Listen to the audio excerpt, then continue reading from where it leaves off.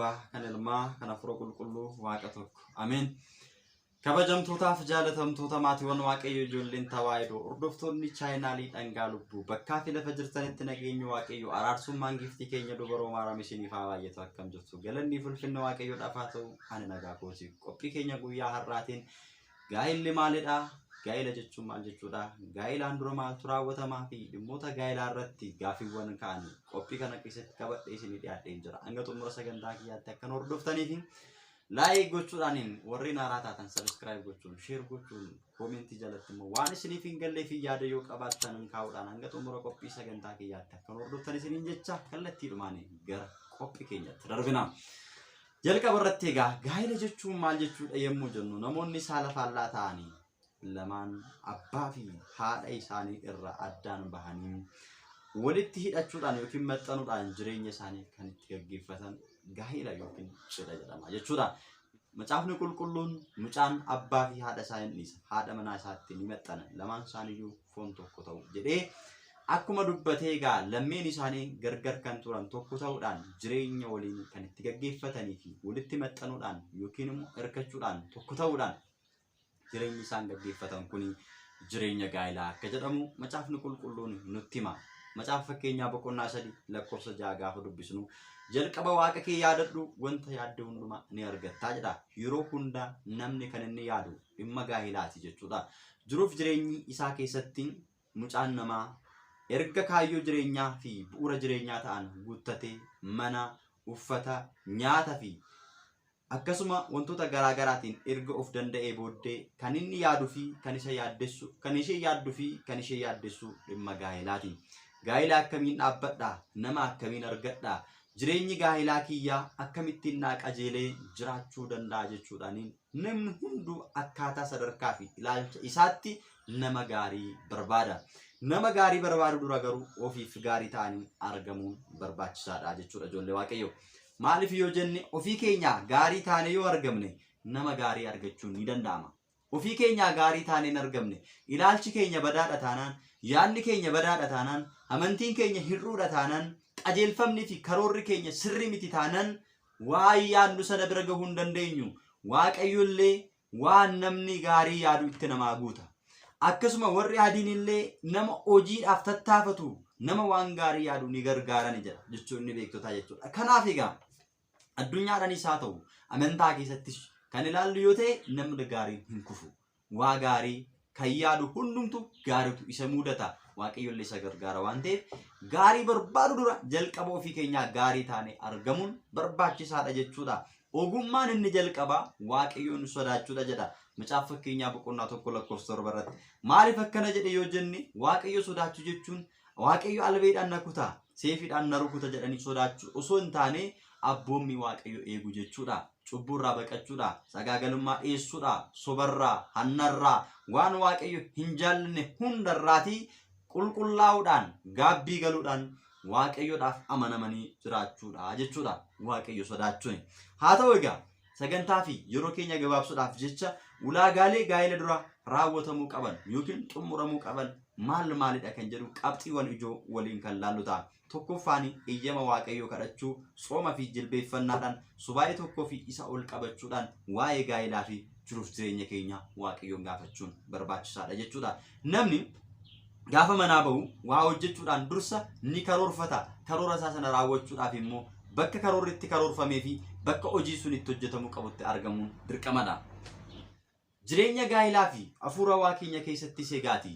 Abbootiin keenya akkana jedhanii akkuma mammaakan qabeenya gaarii fi guddaa ta'e abbaarraa dhaalanii, dubartii bareedduu fi miidhagduu, dubartii qajeeltuu immoo eenyurraa dhaalanii? Waaqayyorraa dhaalanii. Akkuma jedhu egaa waaqayyorraati kan nuti barbaannu waan ta'eef waaqayyorraa immoo waan barbaannu kadhannaadhaan, soomaan, sagadaan gaafachuun barbaachisaadha. Subaayee tokkoof isa ol qabachuudhaan waa'ee jiruuf jireenya keenyaa, waa'ee gaa'ila keenyaa ati nu ibsi jechuudhaan, ati karaa na qajeelchi.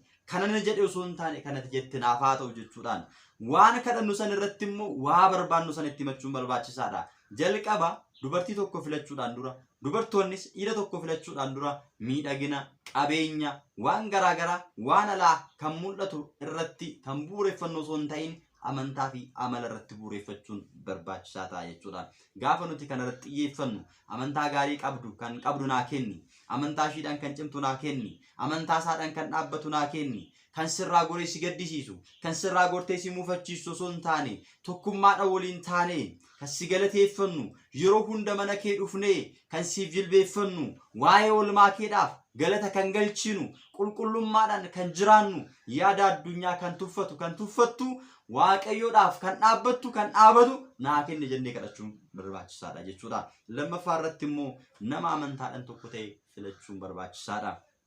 Faallaa keenya kan ta'e osoo hin taane amantaa keenyaan kan tokko ta'e filachuun barbaachisaadha. Dhugaa fi jaalala irratti hundaa'uudhaan nama filate yookiin immoo filatte sanaa fi mariisisuun barbaachisaa ta'a jechuudha. Lammaffaa Qorontos boqonnaa 6 lakkoofsa 14 irratti kan hin amanne wajjiniin adeemsa dogoggoraa hin taasisini jedha. Namni gaa'ela isaa gaafa gaggeeffatu nama hin amanne wajjiniin gaa'ela isa gaggeeffata taanaan walitti dhufeenya uuma taanaan adeemsa dogoggoraati.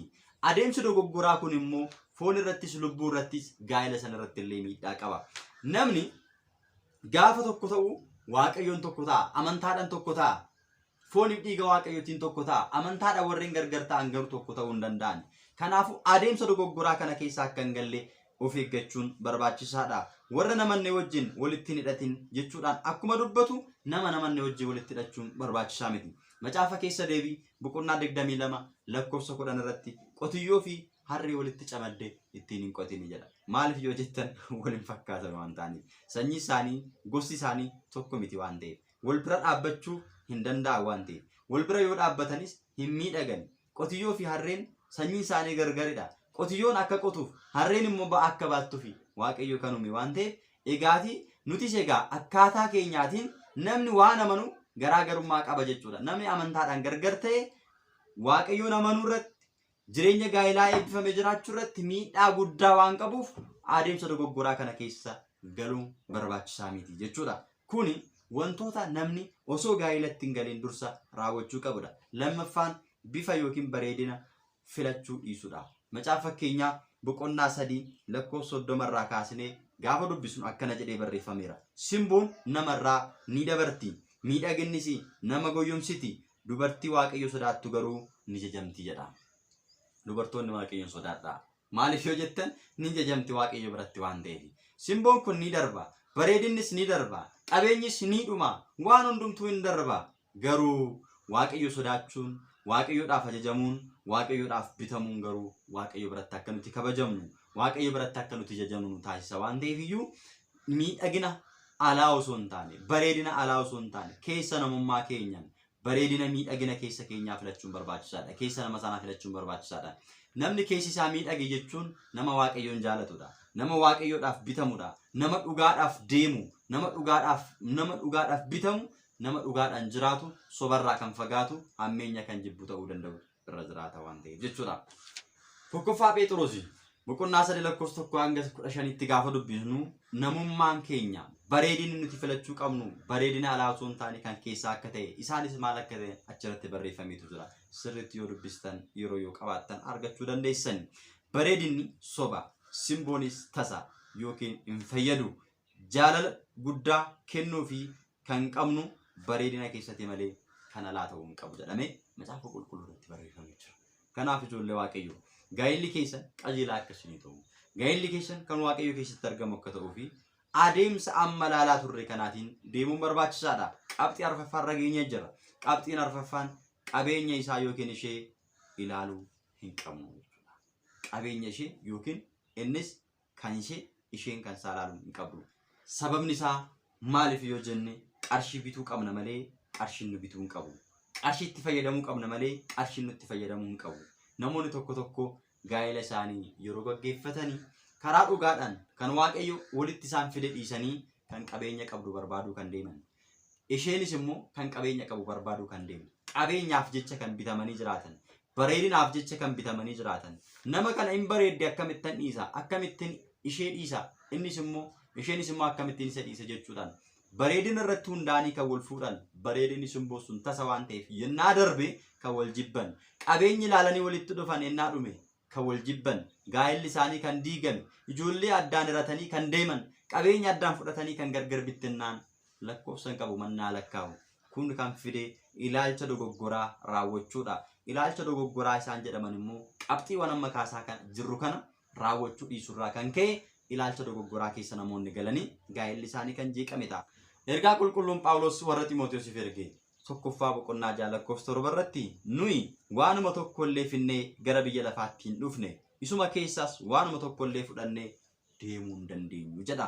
Kanaafuu egaa waa finnee dhufne yoo ta'e qullaa keenya dhufne yoo ta'e qullaa'uma keenya immoo gara dacheetti deebnee ni deemna yoo ta'e amma dachee kanarra jiraannutti immoo waan Waaqayyo nuu kenneen ni jiraanna yoo ta'e karaa Waaqayyo nu eeyyameen ni deemna yoo ta'e waan nyaannu fi waan dhugnu hin dhabnu. Waan nyaattanii waan dhugdanii hin dhiphatinaa. Duraan dursaati yaada keessan mootummaa Waaqayyoo irra kaawwadhaa. Mee simbirroota samii ilaalaa hin facaafatani gootaraa hin qabani garuu Waaqayyo gooftaan akkasumatti isaan soora jedhee dubbatee jira. Kanaafuu nuti yoo isaaf bitamne ijoollee Waaqayyo yoo taane qajeelummaadha yoo deddeebine Waaqayyo waan nuti ittiin jiraannu nu dhoowwatu. Qulqulluun Phaawulos maal jedheera? Waan ittiin jiraannuu fi waan keessa jiraannu qabaannan nu gahaa jedhe. Kanaafuu nuti tilmaamni keenya yaadni keenya qabeenya baay'ee horachuu osoo hin taane yaada gaarii qabaachuu amantaa gaarii qabaachuun gahaadha. Isarra dhaabbannee garuu waan nuti barbaanne amantaadhaan argachuu ni dandeenya. Amantaan gejje sanaa fi caawusoo qabaattanii tulluu kanaan buqqa'ii koottu deemi osoo jettanii isiniif abboomama. Akkuma jedhe nuti amantaa guutuu qabna. Waaqayyotti amanna taanaan kan Waaqayyoo erga taane kan Waaqayyoo hundumtuu kan keenya waan ta'eefiyyuu waan nu yaaddessu hin qabu jechuudha. Wangeela Luqaas boqonnaa 12:31 irratti duraan dursaa yaada keessa mootummaa Waaqayyoo irra kaawwadhaa inni kaan isinii dabalamadha. Duraan dursaa sobarraa fagaadhaa dhugaatti jiraadhaa. Duraan dursaa cubbuu dhiisaa qulqullummaan deddeebi'aa. Duraan dursaatii gaabbii galaa fooniif dhiiga isaa fudhadhaa. Yaada keessa mootummaa Waaqayyoo irra kaawwadhaa. Yaada keessan biyya lafaa irratti hin hidhatinaa. Kanaan booddee waan isin barbaadan hundumtuu maal ta'a? Isinii guutaa jedha. Yaadni keenya kan hidhamuu qabu yaada biyya lafaa irratti, bareedina irratti, qabeenya irratti, simboo irratti osoo hin taane ilaalcha gaarii, amantaa, dhugaa irratti, gaabbii irratti, fooniif dhiiga Waaqayyootti, qajeelummaa, jaalalatti hidhamuutu irra jiraata jechuudha. Waa'ee qabeenya irratti macaafni qulqulluun yommuu dubbatu qabeenyaaf jecha dhugaa innaa jallisan, qabeenyaaf jecha innaa rakkoo adda addaa keessaa of galchan namoonni isaaniin akkana jedha. Wangeela Luqaas boqonnaa 12:15 irratti ilaalladhaa. Sassata hundumaattis irraatis of eeggadhaa. Jireenyi eenyullee baay'ina qabeenya isaa irraatii hin dhaabbatu jedha. Baay'ina qabeenya isaa irratti hin dhaabbatu yookiin immoo hin hundeeffamu jedha. Warreen baay'ee qabanii gammadanii warri jiraatan nama muraasadha. Qabeenya kan qaban, fayyaa kan dhaban, waliigaltee kan dhaban, gaa'elli isaanii kan diigame, jireenyi isaanii kan jalaa jeeqame jiru. Qabeenya dhaban immoo nagaatti kan jiraatan, boqonnaa kan qaban jiru. Qabeenya qabaatanii nyaachuu dadhabanii qabeenyi isaanii osoo saaxinii dhiphisu, qabeenyi isaanii osoo biyya namaaf yookiin nama biraadhaaf oolu gahuu rakkoo keessa galanii dhukkubsatanii algaarra kan ciisan hedduu jiru. Kanaafuu sassata kirraatii of eeggadhaa. Namni baay'ina qabeenyaa qofaan hin jiraatu nu jedha macaafni qulqulluun. Kanaafuu warra akkanarraatii of eeggachuun barbaachisaa ta'a jechuudha. Qabxii 5ffaarra geenyeetu jirra. Inni 5ffaan sanyii yookiin gosa qorachuu dhiisudha. Sanyiin hundumtuu kan Waaqayyooti. Gurraachis, diimaanis, adiinis hundumtuu dheeraanis gabaabaanis eenyutu uume? Waaqayyotu uume. Yeroo tokko namoonni gaafa wal abaaran yookiin immoo hamaa dubbatan kun maal fakkaata? Kun maal fakkaatti waliin jedhu. Eenyu fakkaanna? Waaqayyo fakkaanna. Waaqayyoon kottaa ni buuna. Akka bifaa fi fakkaattii keenyatti maal goona? Nama ni uumna jedhee macaafa qulqulluu keessatti seera uumamaa boqonnaa 1:27 irratti dubbateera Sillaaseen uumaan keenya. Kanaafuu eenyu fakkaanna? Uumaa keenya fakkaanna. Waaqayyo fakkaanna waan ta'eef namni kamuu gosaan sanyiidhaan kan wal qoqqoodu adeemsa biyya lafaa fi daabiloos kaayyoo inni karoorfate galmaan gaachuudhaaf namootaan dhimma baha malee namni kamuu sanyiisaa gosti isaa tokkuma jechuudha. Nuti kan barbaannu sanyii samiirraati malee kan lafa kanaa miti. Sanyii samiirraa kan ta'e immoo egaa hundumtuu ijoollee Waaqayyooti. Sababa isaa fi hundeen keenya ilaallama abbaa tokko waan taaneef jedha. Abboota firdii irratti boqonnaa 14:1 irratti gaafa dubbisnu jechuudha. Kanaafuu hundeen keenya bu'uurri keenya samiirraati. Abbaa tokko irraa argamne malee hundi keenya abbaa lama hin qabnu. Kanaafuu hundi keenya Waaqayyo abbaa keenyadha. Isarraati argamne. Isatu nu uume waan ta'eef nuti tokkodha jechuudha. Garuu immoo waan irraa of eeguu qabnu firooma foonii fi firooma afuuraarraa of eeguun dirqamadha jechuudha. Yeroo baay'ee waa'ee firummaa irratti rakkoonni uumama. Yeroo baay'ee wal gara warri jedhaman wal jala darbarsanii yommuu walitti heerumsiisanii wal fuusisanii yeroo baay'ee kiristinnaa wal kaasanii yommuu wal fuudhan walitti heerumanii ilmaan durbii ta'anii tokko ta'anii firummaadhaan osoo qabaatanu kan wal fuudhan walitti heerumanii kuni dogoggora guddaadha. Waaqayyo illee hin jaalatu, namni illee hin jaalatu. Egaa namni tokko gaa'ela gaggeeffachuu kan qabu macaafa qulqulluu irratti akka barreeffamee jirutti maa inni abbaa torba lakkaa'uun barbaachisaadha.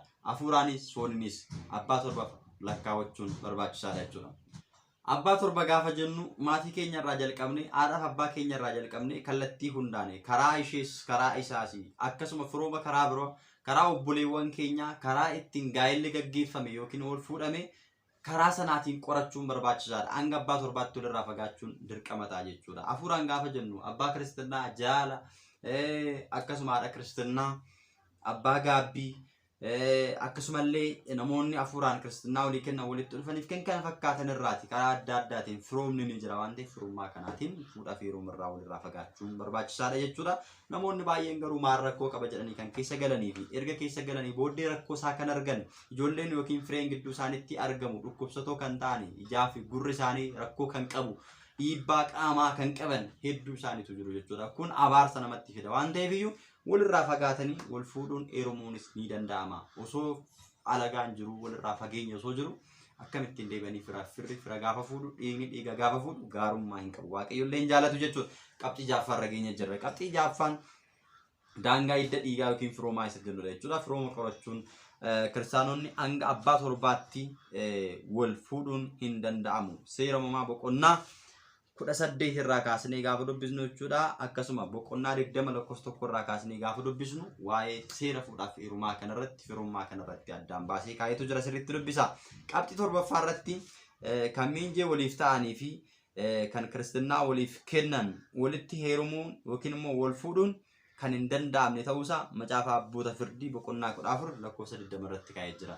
Inni kun firummaa afuuraa warra jedhaman jechuudha. Kanaafuu warri akkanaa walirraa fagaachuun firummaadhaan wal fuudhuun akka hin danda'amne beekuun barbaachisaadha jechuudha. Egaati kun hundumtuu gaa'ela ijaaruu yookiin immoo hundeessuu durattidha jechuudha. Gaa'elli erga hundeeffamee booda maal gochuu qabna? Adeemsa kamiin deemuu qabna kan jedhu immoo qophii keenya kutaa lammaffaadhaan hanga wal arginutti nagaadhaan tura. Subscribe, share, like gochuudhaan hin hordofaa.